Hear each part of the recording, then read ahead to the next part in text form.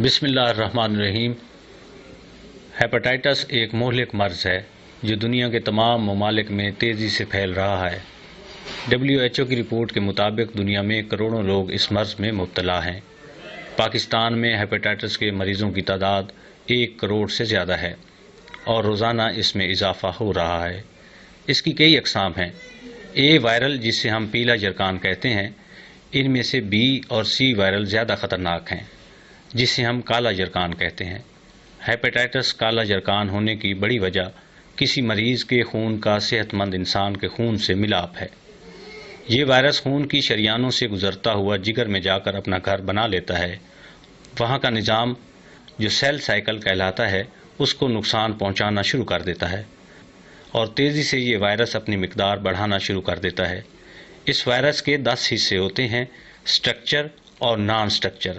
ان میں سے ایک کور، جسے ہم اس کا منہ کہہ سکتے ہیں، انویلپ E1 اور انویلپ E2 ہوتا ہے، اور آخر میں نان سٹرکچر جس میں NS5 ہوتا ہے۔ الحمدللہ دوائے مدینہ جو ہیپران اور ہیپٹوبکی اور نینوا کی صورت میں آئی ہوئی ہے، یہ اس حصے کو پورا نہیں ہونے دیتی اور اس کے سٹرکچر یعنی E1 اور E2 اور مزید نان سٹرکچر یعنی NS4 کو ختم کر دیتی ہے۔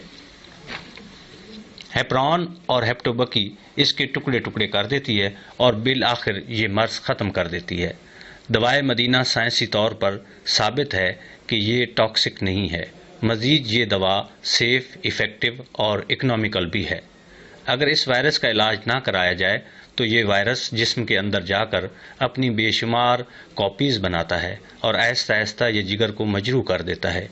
1 ٹریلین کاپی یہ روزانہ وائرس بناتا ہے، اور ہمارا امیون سسٹم نہ ہو تو نہ جانے یہ وائرس کتنی بڑی تباہی اور بربادی کرے۔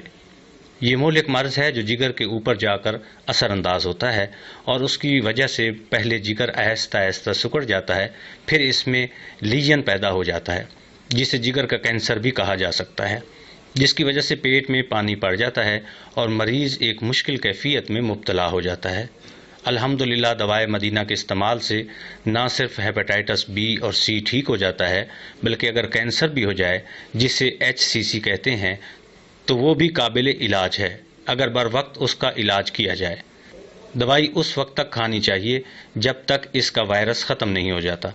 مریض کا وائرل لوڈ چیک کرنے کے لیے کوانٹیٹیو PCR کروایا جاتا ہے تاکہ پتہ چل سکے کہ مریض کتنا ٹھیک ہے یا اس میں مرض کتنا ہے۔ یہ مہنگا ٹیسٹ یا علاج کرانے کی صورت میں ادارہ خود کرواتا ہے، مریض پر اس کا کوئی معاشی بوجھ نہیں ڈالا جاتا۔ مریض جس کا وائرل لوڈ 9,50,000 ہے، بالترتیب کم ہو کر نان ڈیٹیکٹڈ آ گیا۔ ایک نان ڈیٹیکٹڈ رپورٹ کافی نہیں ہے، کم از کم 2 نیگیٹو رپورٹ ہونا ضروری ہیں۔ وہ مریض جن کی عمر کم ہے، جن کو کنونشنل میڈیسن نہیں دی جا سکتی، ان کے لیے بھی ہیپران، ہیپٹوبکی اور نینوا بالکل سیف اور ایفیکٹو ہے۔ جیسے مریض H ہے، اس کا وائرل لوڈ 3,70,000 سے زیادہ ہے۔ 2 ماہ میں اس کا بھی وائرل لوڈ نان ڈیٹیکٹڈ آ گیا ہے اور یہ بچہ تندرست ہو گیا ہے۔ بچے جلدی ٹھیک ہو جاتے ہیں۔ اسی طرح جو 60 سال سے زیادہ عمر کے بزرگ جن کو انٹرفرون نہیں دی جا سکتی، ان کے لیے بھی یہ مفید ہے۔ تیسری رپورٹ جس میں مریض B جس کو پہلے انٹرفرون کے ٹیکے لگ چکے ہیں اور بعد میں وائرس دوبارہ نمودار ہو گیا، ان لوگوں کے لیے بھی یہ فائدہ مند ہے۔ جیسے مریض B جس کا وائرل لوڈ 1,50,000 تھا، ہیپران اور ہیپٹوبکی کے استعمال سے صرف 2 مہینوں میں ٹھیک ہو گیا ہے۔ دوائے مدینہ ہیپران اور ہیپٹوبکی کی صورت میں مدینہ سے آئی ہوئی ایک رحمت ہے۔ خاک شفا کا ذکر تاریخ میں، احادیث میں، شاعری میں ہر جگہ موجود ہے۔ ہمیں اس کے استعمال میں لانا چاہیے تاکہ ہیپاٹائٹس C سے نجات مل سکے۔ احادیث میں درج ہے کہ اس کے استعمال سے پہلے دعا، سورہ القدر اور درود پاک پڑھا جائے۔ ہر آنے والے مریض کو یہ دعا لکھ کر دی جاتی ہے۔ ہماری دعا ہے کہ پروردگار ہمیں اس مرض سے بچا کر رکھے، اور جن کو یہ مرض لاحق ہے وہ ہیپران اور ہیپٹوبکی کو استعمال میں لائیں اور برصدقے محمد و آل محمد اس مرض سے نجات پائیں، اور ہمیں اللہ تعالیٰ صحت یاب رکھے۔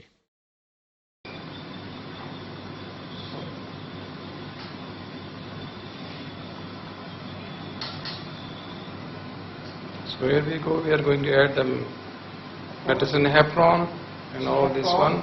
That's suspended in petrol water. Okay.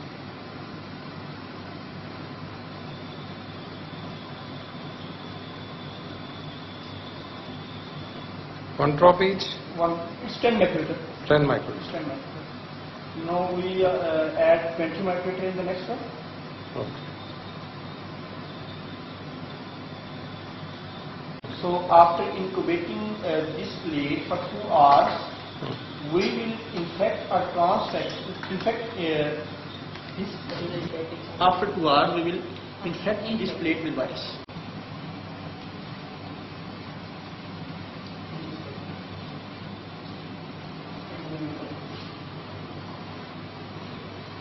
Now the alcohol is placed in incubator. After 2 hours they will infect with the C virus, and then we'll see the result on this electronic microscope. This is not like this inverter microscope. Inverter microscope, sorry. And we'll